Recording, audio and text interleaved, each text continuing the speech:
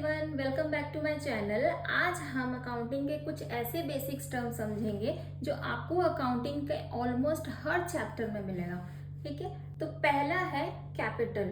Capital means owner ने business में जो अमाउंट या असेट्स इन्वेस्ट किया है उसे हम कैपिटल कहते हैं। फॉर एग्जाम्पल, मैंने बिजनेस स्टार्ट किया, उसमें मैंने 5 लाख रुपए इन्वेस्ट किया, तो 5 लाख इज माई कैपिटल। ठीक है, नेक्स्ट है ड्राइंग्स।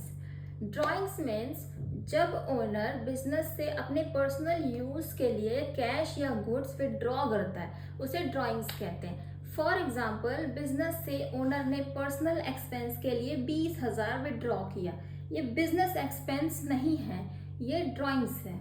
ठीक है, नेक्स्ट है एसेट्स।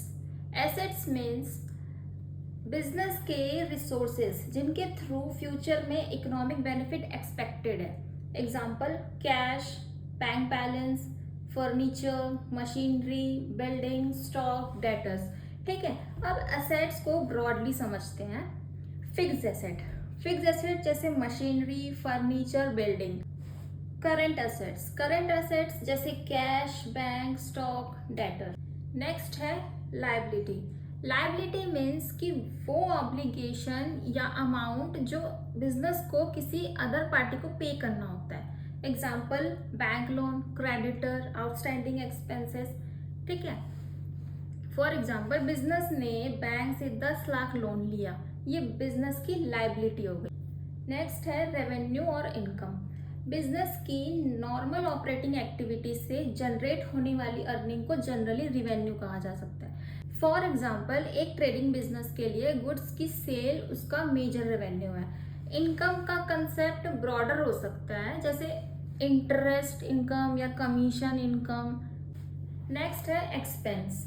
एक्सपेंस मतलब बिजनेस को ऑपरेट करने के लिए जो कॉस्ट हो रही है वो एक्सपेंस होता है। Example, salary, rent, electricity, advertisement, phone expenses. ठीक है, तो ये सारे होते हैं वो एक्सपेंसेस कहलाते हैं। नेक्स्ट है परचेज। परचेज मीन्स बिजनेस में रीसेल के पर्पज से गुड्स खरीदने को परचेज कहते हैं। फॉर एग्जाम्पल, एक गारमेंट बिजनेस ने 1 लाख का क्लोथ्स रीसेल के लिए परचेज किया, तो ये परचेज होता है। नेक्स्ट है सेल्स। सेल्स मतलब बिजनेस के गुड्स को कस्टमर को सेल करना, सेल्स होता है। नेक्स्ट है डेटर।